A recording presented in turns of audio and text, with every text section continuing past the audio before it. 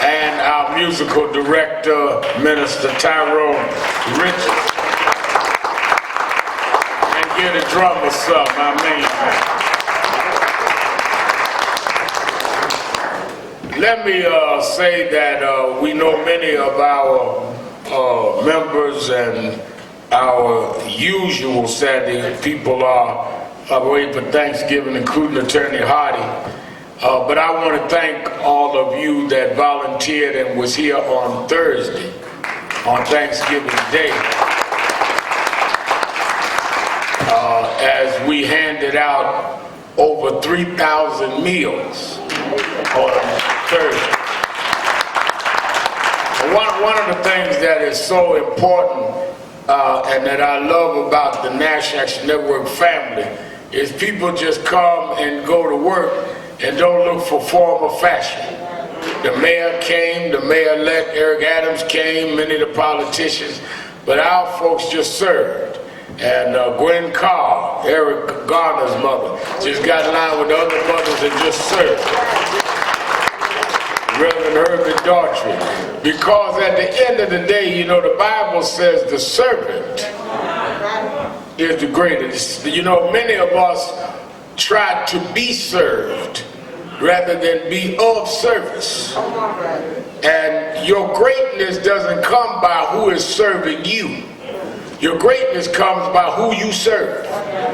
And serving is when it is not convenient for you, but you do it anyhow. And I remember when, and I'll get into the trial in a minute, but when the verdict came in and we went down, and many of you watched on television, the parents and the lawyers, and I held a press conference and we walked them to the car, and I jumped in our car, and they said, well, where you going, Reverend? Y'all want to go and celebrate? I said, I'm going to the airport. I got to be home tonight. We serving folk in New York tomorrow. Y'all go ahead and celebrate. I got more service to do. And I landed in Newark Airport about 9 o'clock. I was here early with the volunteers. You can't, when you fighting a war, just because you win one battle, don't start partying, because you got more battles to fight. A lot of y'all win one battle and act like the war is over, or lose one battle and act like the war is over. So I want to give a great shout out to Katrina Jefferson and Derek Ferguson, our House of Justice staff, Sister Word, and all of them. They did a great job.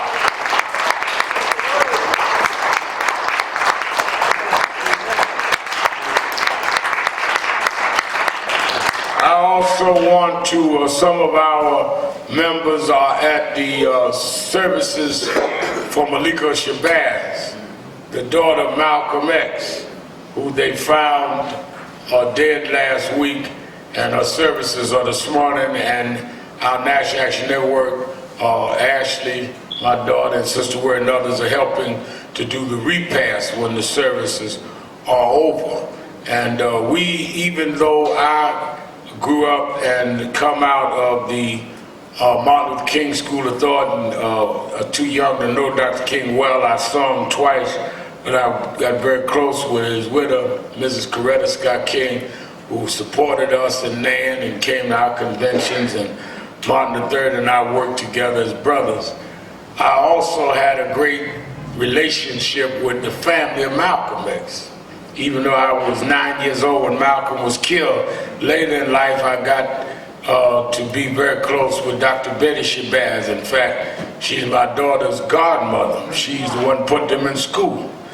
And so it was very close to home when I woke up, and I get up early in the morning, work out, and I do a little more than 20 minutes, Sergeant Mitchell, but I do work out. I'm just talking about your 20 minutes. I do about 45, but I work out every morning. I start getting these texts from Dominique and Ashley that Malika had died.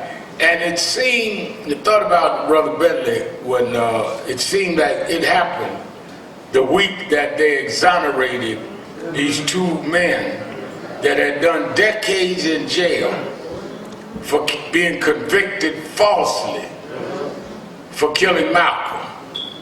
One conviction stood. And it bears to raise the question, you don't have to be a follower of Malcolm to have appreciated the pride and integrity he gave our community. You know, we have different schools of thoughts, but we all are trying to uplift the same oppressed and exploited people. And what they did to Malcolm X and what they did to those that spent one died never knowing he was exonerated. And I couldn't help but to think that that might have been part of what impacted his daughter and was a burden on all of his daughters. You must remember Malika was one of the twins that never saw their father. Dr. Betty Shabazz was pregnant with the twins when they killed Malcolm. She was sitting there in the Audubon ballroom and watched them kill her husband. I never forget many days she and I would go to lunch and she'd go over and over again with me how she sat there and watched them riddle her husband's body with bullets. One of the reasons she wanted to put my two daughters in schools, told Kathy, that with that last name, I don't want them to have to suffer any slights. And she put them in a private Afrocentric school and paid for it until I could pay for it. And because she understood. Percy Sutton helped put her daughters in school. There's a lineage to this stuff. And only those that's been through it understand the burdens of that. You ain't got to agree on every tactic, but until you've been on the front page and been castigated and your business put out there and some of it made up, you understand what others going through. She understood what I was going to go through before I understood it. And so we give our prayers to the Shabazz family because they have suffered tragedy between Dr. Shabazz and the grandson and now Malika. But their family and Malcolm made a great contribution to our people, and we should pray for that family. Give the Shabazz family a big hand. Give them a big hand.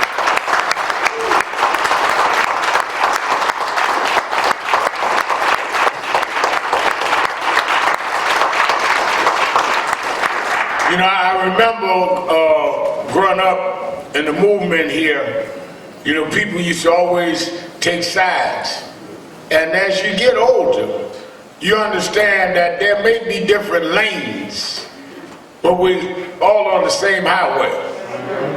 And one of the things that you can tell about people, Minister Gilchrist, that have not been seasoned is they try to act like liberation is like gang banging.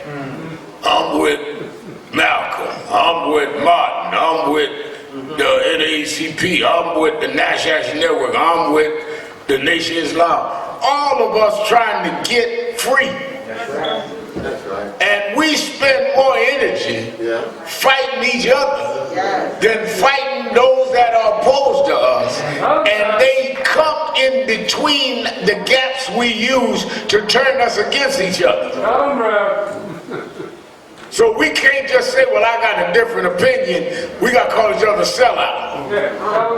We can't say I got a different tactic. You got to go with some paranoia, which only feeds those that are always all against us. That's one thing I saw out in the last few years with the George Floyd movement, and then even before that, Eric Garner and all, pitting people against, I'm all this, I'm all that. I'm old, I'm young, this ain't grandma's movement, all that craziness. Like you mad at grandma for being grandma, and if grandma hadn't had your mama, you wouldn't be here.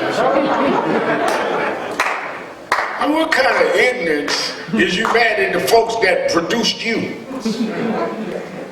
I mean, step back and think about that a minute. You mad at who made you possible. You smarter than them, and they birthed you, raised you, fed you, till you got into college, and the college told you the folk that brought you there was more ignorant than they were.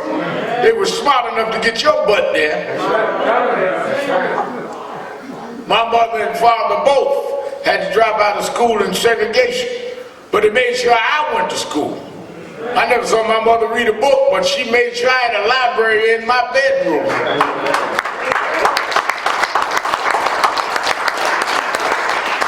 do you look down on the folks that were oppressed, or do you look down on the ones that oppressed them? Well, you don't know about, Granny don't know much. Granny wasn't able to know much, but she survived when you never had to survive.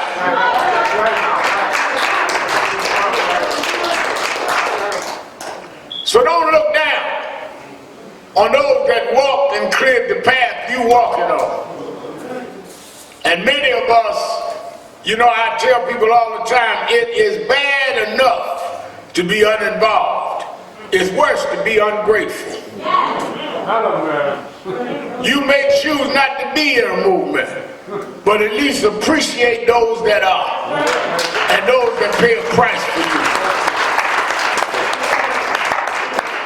And appreciate those that stand up when it's stand-up time. Let's welcome our Impact Television family joining us from around the country.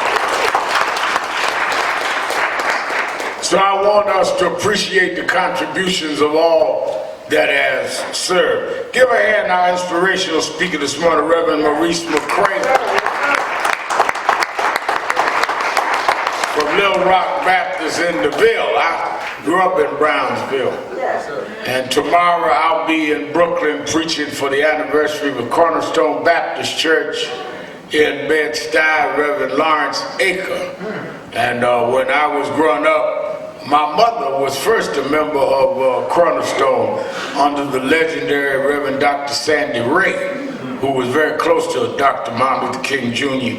And then when Bishop Washington came to Brooklyn and had the big tent, my mother and father went to the tent and joined the Church of God in Christ. I grew up in Church of God in Christ, but my mother come out of Cornerstone. But I got to know Dr. Ray, and that's one of the historic pulpits. I'm honored to join Reverend Aker tomorrow, who's you see here often. He's one of our great leading pastors in the city, and I'll be preaching for him at 11 o'clock. And of course, this evening at 5 and tomorrow at 5, I'll be live on Politics Nation with Al Sharpton at 5 o'clock on MSNBC. The father of Ahmaud Arbery and Reverend Mark Baker of Brunswick will be among my guests, so make sure that you watch the show. When we were told that they were going to do summations in the trial of the three men, I want y'all to get this scene right, because a lot of people don't understand what is going on, and history will record this trial, but many times historians don't get it right, because historians go by who reports, and sometimes reporters don't deal with the facts. Last year, when Ahmaud Arbery was killed, the attorney for the father of Ahmaud Arbery and mother, Attorney Ben Crump, who I call the Attorney General of Black America, who you've seen here often, Attorney Lee Merritt, who represents Wanda Jones Cooper, the mother, called me then and told me what had happened to this young man.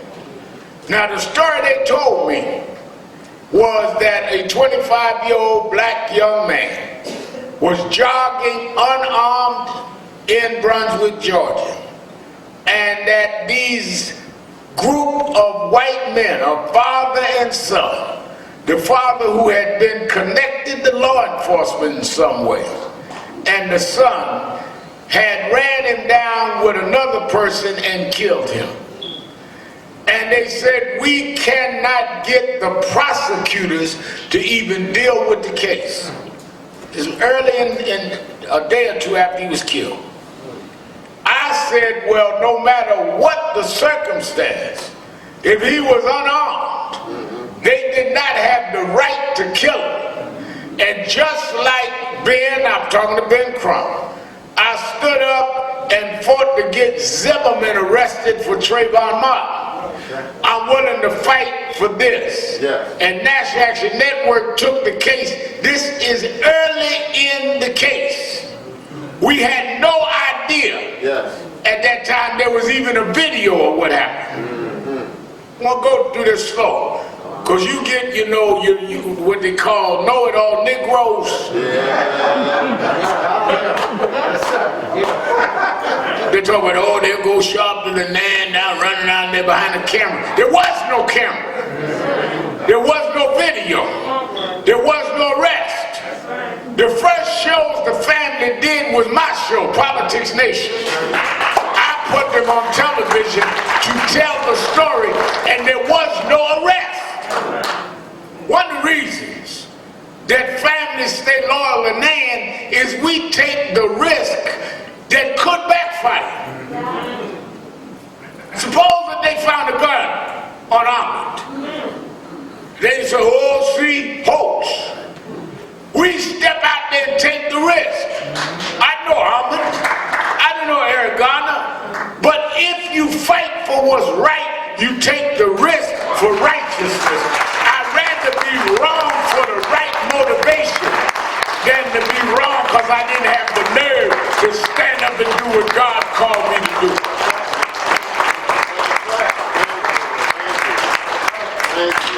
Now, I ain't just running out the door on anything. But if there's lawyers and reasonable evidence, because I want to say that, because some of y'all be coming up here talking to me after and tell me the cow jumped over the moon. I ain't jumping over the moon with you. I'm talking about something reasonable. Yeah, I remember years ago, Reverend McCrae, they had a lady, about 25 years ago, and they said, Reverend Al, you know, you need to go out another exit. It was at a rally. Because the lady out here a little crazy. I said, what you mean? They said, well, she, you know, said that she getting messages from outer space, the UFOs, so we don't know if you need to go out that way. I said, no, I can go out that way. I know how to deal with people like that. They said, what? He said, yeah, but she's crazy. She got a wig on one side and a frying pan tied to the wig on her head. And she keeps saying that these messages from the UFO keep going bing, bing, bing on the frying pan. And she wanted to see you to tell you about it. I said, all right, no problem. They said, so we can bring you out the back. I said, no, I'll go right out front. Look, I got to shake hands with everybody else. And I went out the front door, and the woman sure enough come right over to me, and she looked at me and said, bing, bing. She said, I'm getting messed, bing, bing. And I looked at her and said, bing, bing. She looked at me and said, what's wrong? I said, I'm getting messages, bing, bing, bing. And she looked at the folk with me, she said, y'all need to get Reverend a little rest. And she went on out the door, feeling sorry for me. But I remembered, McCrae, when I was a boy preaching, Bishop Washington used to bring us to Kings County Hospital. And we visited the sick, prayed for the sick. And one week they brought us in the psychiatric ward. And in those days, the G building, that's right. And in those days, they would bring you in, close the door, and lock the door.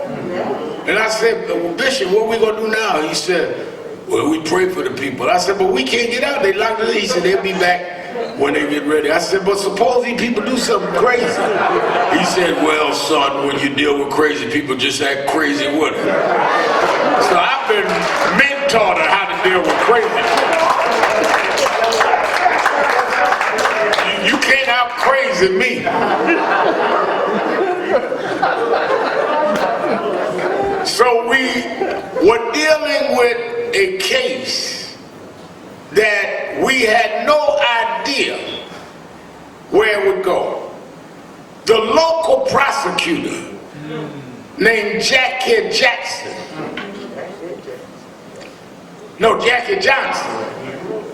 refused to arrest the three men. You got a dead body, unarmed, and she refused. In fact, they later came out with the evidence that he had called her, the father, and said, I've just been involved in a situation with a gun. I need your advice, call me back. Because he knew her. She refused to arrest them. We started the issue right here at National Action Network. and raised it on my television show. Finally, and the people, of course, in Brunswick was raising it. Now, just for a footnote, I knew Brunswick. The reason I knew Brunswick, Georgia, is 20-some-odd years ago, one of the founders of the Black Panther Party, Elaine Brown, ran for mayor of Brunswick, and I went down and campaigned for her. People that were down, my daughter was with me, and Rachel Nordling and others will tell you that people down there, the older crowd, was saying, I remember when Reverend Sharpton was here in Brunswick for Elaine. So I knew Brunswick. And as we got more involved in the case and turned the heat up, I keep telling you the job of our organization, Ponder read it this morning, we come out of the King lineage, is that we are thermostats. We don't measure the temperature, we change the temperature.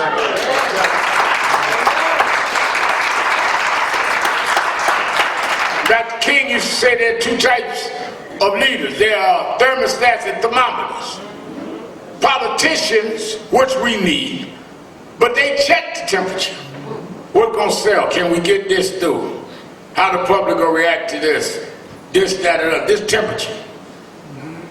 Sitting up in the House of Justice, about 70, 73 degrees in here. That's temperature. Thermostat changes the temperature. You adjust the thermostat, you can bring it up to 90 degrees in here.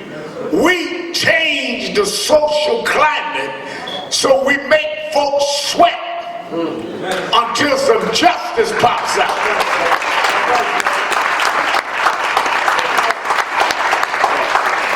So when you be talking about what Sharpton and them doing, we are turning up the heat. Because if somebody don't turn up the heat, they're comfortable at the temperature that is at. You got to turn the heat up and make somebody start sweating somewhere.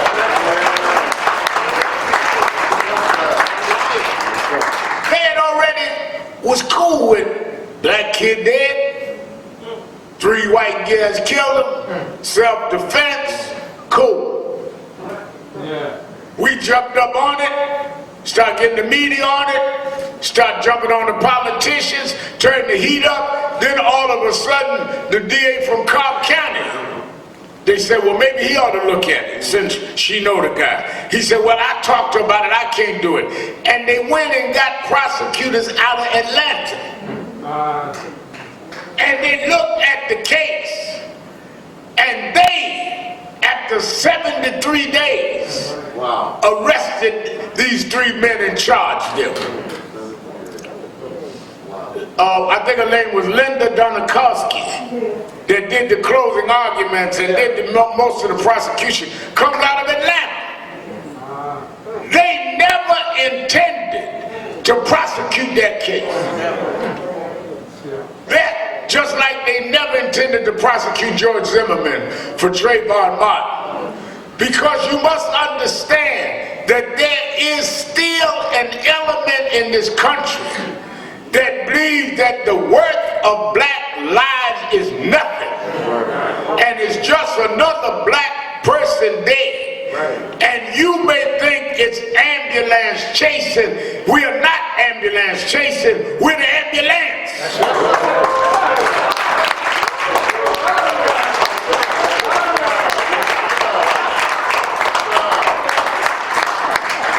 Because in our community, sometimes the ambulance don't come. But if you call us, we're going to show up.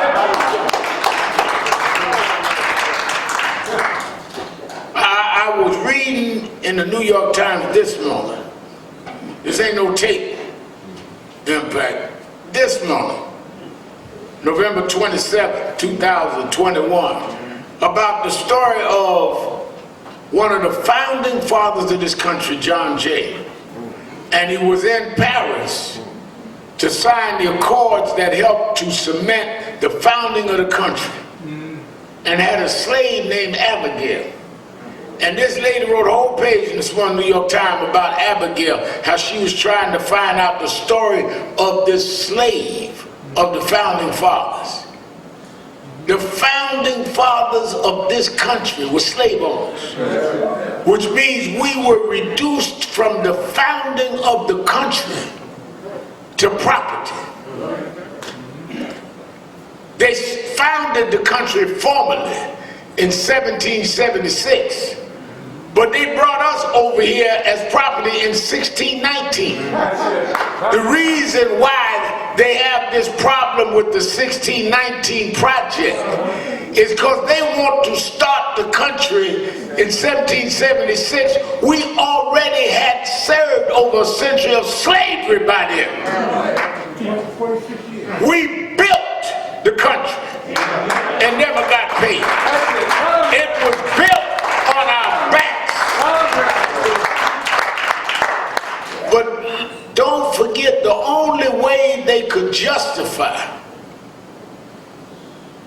making us servants is to act like we were less than human. How you gonna explain to your kids why Mabel or Abigail, who's raising them, who's nursing them, don't get paid and got to do everything you say? Well, Abigail, Mabel aren't really human. They're just 3/5 human. So racism became the justification for economic oppression and exploitation. The objective was greed, but the means was racism. Now, it didn't start in America. You go way back in the Bible. That's why I like the way McCrae went today, because a lot of you preachers don't want to talk about it. The Bible starts talking about slavery. If you read the stories of the exodus of the slaves, I don't understand how preachers preach and cut the emancipation out of the Bible when the Bible started with that. And there are lessons in that. Because as soon as those slaves got across the Red Sea and got free, they turned their back on the very God that brought them across. Why? I'm coming right back to Brunswick, but let me give you this. The reason why is the same reason why a lot of us are cutting up here. Is because when they break you down and make you slaves for 400 years, you do not know how to have a community or civilization. So when they got in the wilderness and they never governed themselves, never had their own leaders, never had their own families, they were slaves. So they was wilding in the wilderness. Because the structure was not there for 400 years. That's why they started serving golden calves and overloading themselves with material things and trinkets. Because they were getting what was appealing to the eye, because they were denied that. People talk about why they acting up, there ain't no substance there. They were brought away from substance. How you gonna ask a slave about substance? When 400 years you couldn't own nothing. Couldn't even name your own child after you. Couldn't decide what time you get up, what time you go to bed. And you gonna put them out in the wilderness and expect them to act like they got good sense? When you've taken their sense from them, same thing happened here. We're in bondage 300 years. Then 100 years sitting in the back of the bus. Treated less than human. You kill us like Emmett Till, like Yusuf Hawkins. Nobody has to pay a price. We're less than human. So we become like the children of Israel, start wilding. Call ourselves niggas. Call our mamas hoes. Wilding. Until some people come in with structure and say we are no longer slaves. That God freed us and we're going to build a new promised land. That's what we are all about.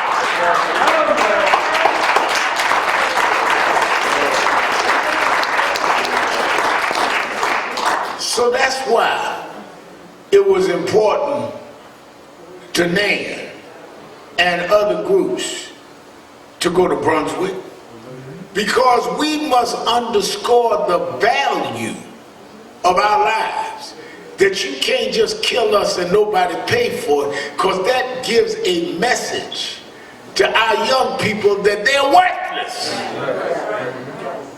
Ain't no use in them having huddle youth classes here on Monday night if you can kill young black folks and nobody stand up.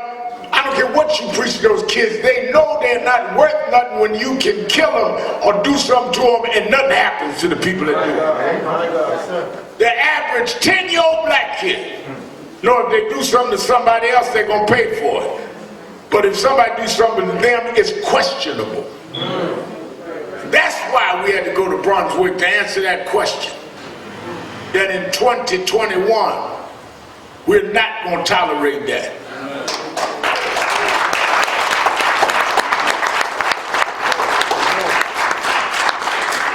Now, right away, Know-It-All Negroes, the Know-It-All Negro Club, started, well, what kind of family he had. What difference that made? Where did he go to school? Who cares? What was the reason he was jogging? What difference all that made? Or why Sharpton down there? What? You didn't ask me to go or not go. Know-It-All Negroes, all of that is a diversion from you doing what you're supposed to do. And that's wild and wilderness talk. Finally, we put enough heat on till, you know, when you heat. Sometimes you're talking about working out like I work out. Some stuff will pop out. We put enough heat to where a video popped out.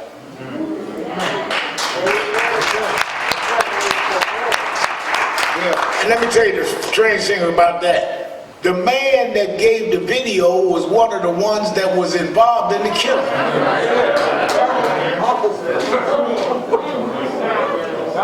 But the people down there, the activists in Brunswick and others and our external forces, Ben Crump and him, we put up so much heat, he wanted to justify what he did. And he gave the video to a local radio guy, thinking that the video would help him. And the video was the evidence that woman from Atlanta used to indict them.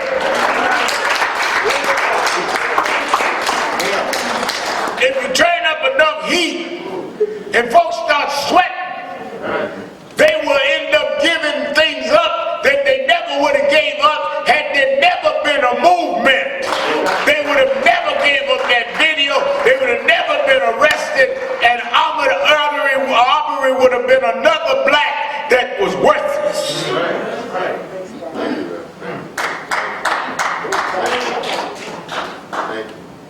Y'all elect and re-elect a black man president of the United States. Y'all elect black woman to be vice president, but we can still shoot you down in Brunswick, Georgia. Nothing you can do about it. So we fought. Yes, we did. And we were part of the movement. Wasn't just named, but we were one of the front line groups. And got them police arrested. They weren't policemen, those 3 guys arrested. Then they get lawyers. And the lawyers come in court. And they have what they call preemptive, where you can use a preemptive strike to eliminate people on the jury. Some of y'all been to court. Everybody in here ain't grew up in church. Some of y'all been to court. And then when they select the jury, the prosecutor and the defense attorneys can use their preemptives to knock people off the jury. Now the Supreme Court says you can't do it based on race, but they were allowed to do that in Brunswick. Even the judge said, well, it seems like there's a racial pattern here. But they did it anyway, and by the time they got through, the makeup of the jury was 11 whites and 1 black. 12 members of the jury, 11 whites, 1 black. In a city 55% black. The mayor, when I went down there to the trial, the first day, and they said the sheriff gonna meet you at the airport, drive you through the traffic, your car, and the mayor meets you. When I got out the car at the courthouse, and the man met me, was a black man. You know what I'm saying? Well, how do you have a black mayor, blacks in the city in office, and a just about all white jury? They said preemptive. And we start raising saying about the jury. And that's one of the reasons why we were concerned in the deep south. Now Brunswick is not Atlanta.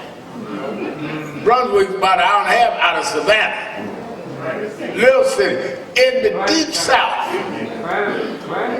Rachel and Ash and I went down to get me some tea in the main street, and you'd have thought it was the street where Gone with the Wind was still. They had the trees with the, whatever y'all call it, the palmetto, all of that. I was looking for Clark Gable to step out.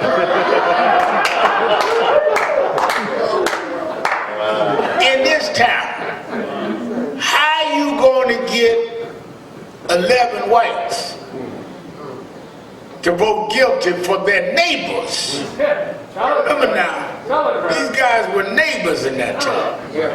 But that's where McCrae, why there is movements that's built out of the church. Because there's some things you can't go by sight. You got to go by faith. My sight told me that the odds was against us. But my faith told me to go anyhow.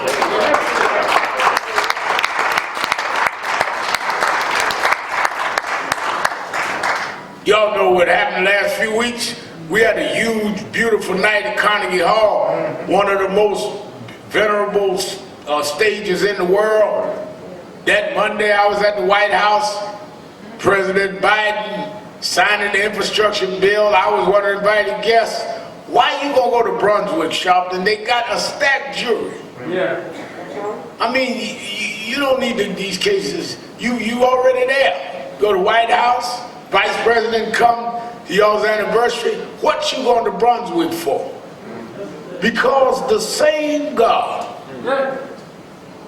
that called me and chose me and took care of me when Daddy left, that had me go through most Thanksgivings as a kid with food stamps over there in Brownsville. That same God said that if you're faithful over a few things, I'll make you rulers.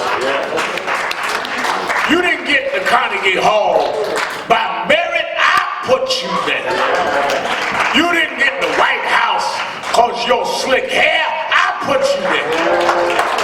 And if you forget how you got where you got, you won't last long. That's why I left the White House and headed to Brunswick, Georgia.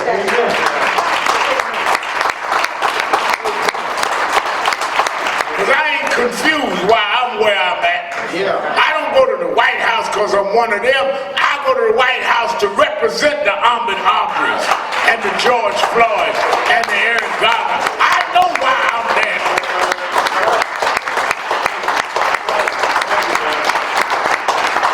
That's why every Saturday morning I'm up here at Harlem. Talk about, well, you ain't got to do that no more. You got a TV show every Saturday night. Yeah, but my good stuff is on Saturday mornings at the House of Justice.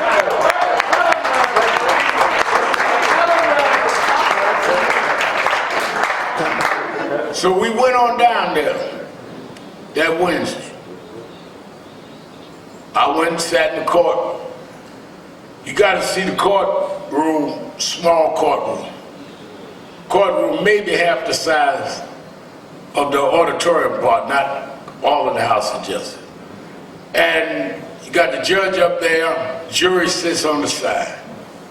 Defendants sitting around the table, 3 defendants and their lawyers. Right? First rows is the defendants' families, 3 rows of defendants' families. Then the press. And on the last row is the victim's family. Last row. I went and sat with the mother and father, sat through the deliberations, heard what they had to say. Left that afternoon, that evening, one of our supporters got me a plane, flew me to Cincinnati to speak for the National Black Conventioneers who do events. I come out of the event, headed to the airport to come back to New York, and a reporter said to me, "How do you respond to the defense attorney attacking you this morning?" I said, "What defense attorney?" Said that Attorney Goff, who defended one of the three in Brunswick where you were yesterday, said that he did not want the Al Sharptons, he didn't want black pastors. No more black pastors. So I understand Al Sharpton was here yesterday. He didn't even see me now, because we're on the back row. But they told him after court, I'm already in the air headed to Cincinnati. He attacked the next day. And I said, I don't even know why I said it, Reverend McCray. I said, well, if he don't want me there, yes, there are going to be 100 black pastors when me come back. That's why I talk about that faith thing. Sometimes God will just have things come out your mouth that you didn't even know why you said it.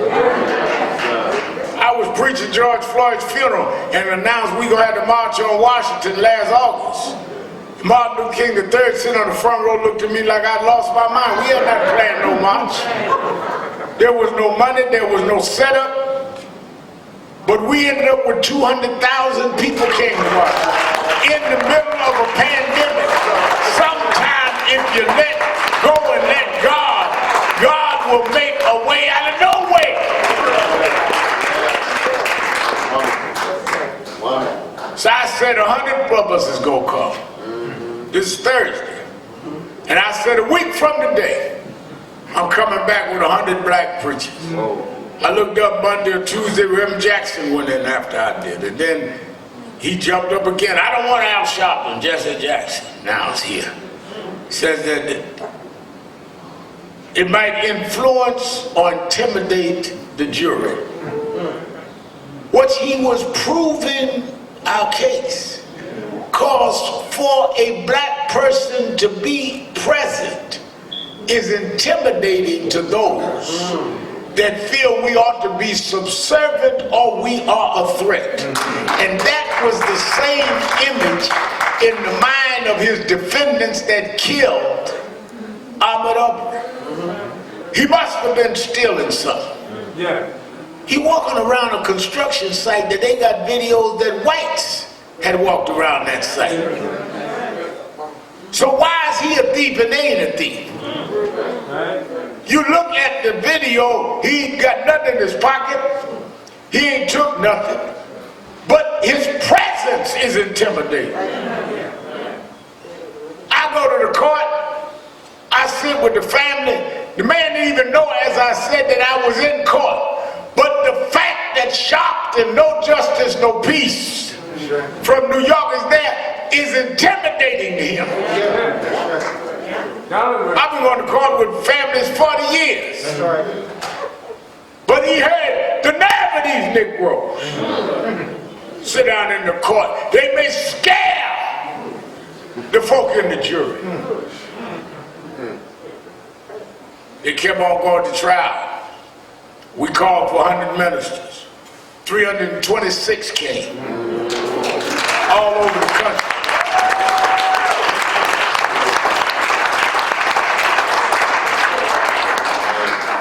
I did not know what the verdict would be, but I wanted all of us to come. And we came 3 times more. Reverend Jamal Bryant, Bishop Reginald Jackson, Reverend Bishop Charles Ellis, all of them, Reverend Charles Williams and Nelson Rivers and all from Nash Action Network, all of our ministers from NAN, all over. Jonathan Mosley from Los Angeles, Reverend Toulis and all. I wanted the family to know that they weren't standing by themselves. And when they saw preachers renting private jets, getting on first class tickets, flying into Brunswick to stand up. It gave them a strength that their lawyers couldn't give them. That here are people that didn't have to come, didn't know Ahmaud, but they knew Ahmaud's story. But I also wanted young black women and men to know, young kids that go to huddle, that they're worth something, that their lives have value. And if they could turn on the news that night and see that we're not going to let folk hurt any one of us without all of us standing up.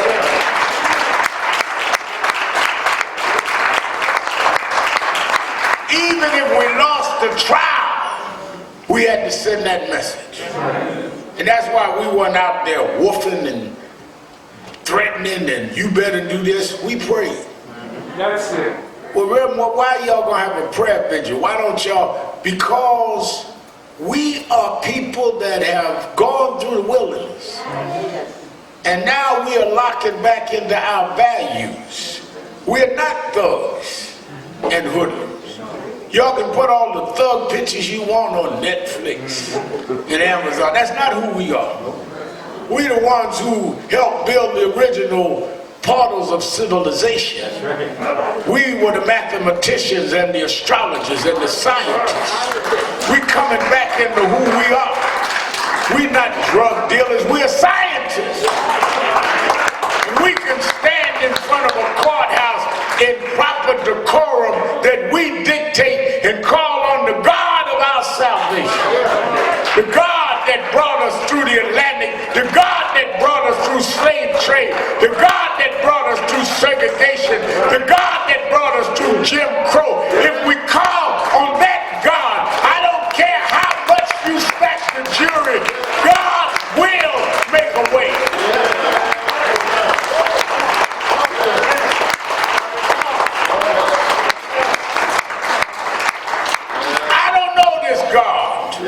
Of the wilderness.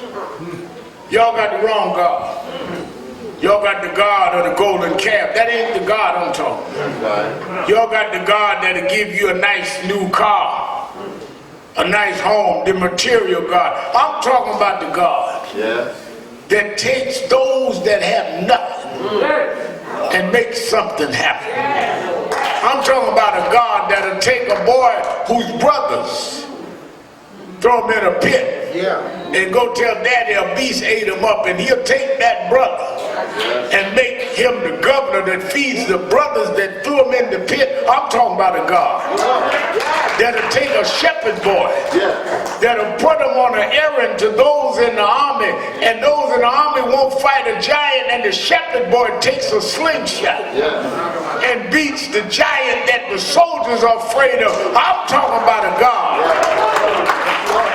that'll make that shepherd boy become king, and he couldn't write down his military memoirs. All he could write down is, the Lord is my shepherd, I shall not want. I can walk through the valley and the shadows of death and fear no evil. That's the God I'm talking about. That's the God we stood in front of the courthouse in Glenn County, Georgia, and we called his name. We didn't go in the back of the building. They bring the jury in the back. We didn't want to interrupt the jury. But I'm talking about a God that'll be in the jury room and to tell folk, just do justice and love mercy. They got up at the closing arguments and said that Ahmaud had long, dirty toenails, like a runaway slave, like an animal, that he didn't even put socks over his long, dirty toenails. Mother broke down and cried. But somehow they miscalculated that all white folk ain't racist, and all white folk didn't agree with that. And when they went in the jury room and voted to convict them all the counts on the first guy, all but one on the second two. I'm sitting in the courtroom, as I said, holding the hands of the mother and father, praying as they read the guilty verdict. And the father jumped up and beat him on shoulder tonight and said, I knew we'd get justice. The mother broke down and cried. And to show you the disbelief, how they have got to learn there's a new day if we keep fighting. There's a new day if we don't give up. The lawyer got up and said, Your Honor, can we poll the jury? Some of y'all know what polling the jury is. That meant they go to each one of the jurors and ask them, is this your verdict? Did you find them guilty? Maybe they lying on y'all, I guess. Maybe they saying something ain't true. And I sat there in rural Georgia, in southern Georgia, and watched 11 white jurors look at 3 white men that thought they had the right to do whatever they wanted to a black kid. Look at them and say, yes, I voted guilty. All the years we've been watching, I sat there and watched them say that race ain't given to the swift, nor to the strong. But if you can endure, God will make a way out of no way. I thought as I sat there, tears formed in my eyes, I thought about how Trayvon never got his day in court. Eric Gardner never got his day in court. There were so many others that we stand with never got that day in court. But if you hold out, if you keep on marching, if you keep on believing, God will turn your enemy into your footstool. Don't you give up. That's why when I got in here Thanksgiving Eve and ran to the House of Justice the next morning to join y'all feeding folk here, I will give thanks. Because I thank God that He let me see the bad days and the good days. I thank God for whatever reason that I had a front seat in history. I've seen mountain highs and valley lows, but I know that there is a God that'll take care of His children. I know that if you just do what's right, that God will give you a breakthrough every now and then. This don't end nothing. We still got to fight for voting rights. We still have to fight for the George Floyd bill. But every once in a while, something will break through to give you hope and to let you know you're not fighting in vain. That's why I tell you all the time, faith is not what you can calculate. Faith is not what you can rationalize. Faith is not what you can give a scientific explanation to. Knowing H2O makes water, you can't break down faith. Faith is what you can't explain. Faith is what don't make sense. Faith is what scientists can't provide the data on, but you believe it anyhow. If you walk in faith, you can't explain even to your best friend why you're walking, but walk anyhow, because faith will be rewarded, because God blesses those that have faith and lean on Him. And that's why I try to calculate all I can and strategize all I can. But some things I gotta walk by faith. We did not come this far by calculus. It was against the law for us to read and write. We couldn't go to school. All we had is a faith in God. But we come this far by faith, leaning on the Lord. That's why I don't know what the Pilgrims was doing, but I thank God, because He never failed me yet. He brought us from a mighty long way.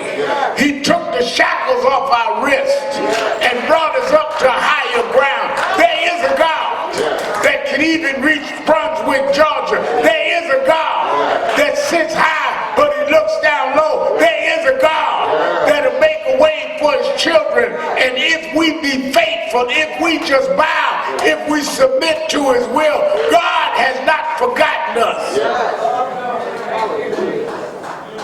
why in the middle of the mid-Atlantic trade, slave trade, one slave trader had captured and was bringing his whole delivery in of black African slaves. They were humming a song. They had a melody down in the bottom of the slave ship that was annoying to him, that was bothersome to him. But as they got midway the Atlantic, they ran into a storm. And the storm tore the ship apart. And he would have died.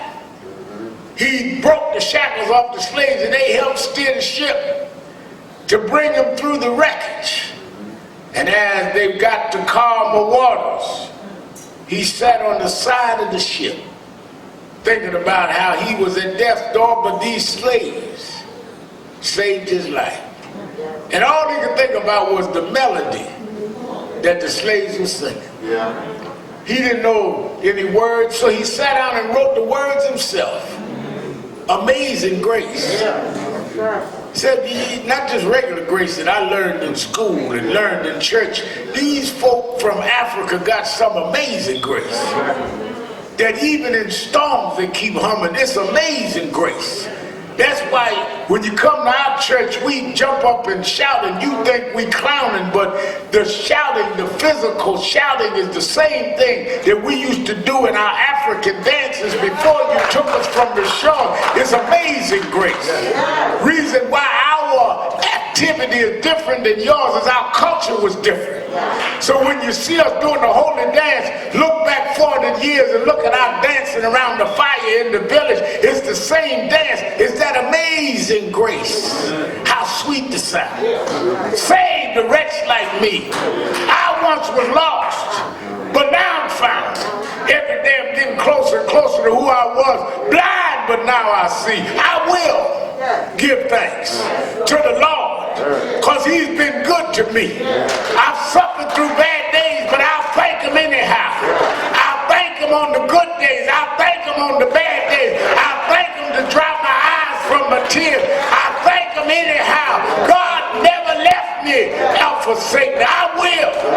I will. I shall. I must give thanks to the Lord. He's good. He's good. And his mercy endures forever.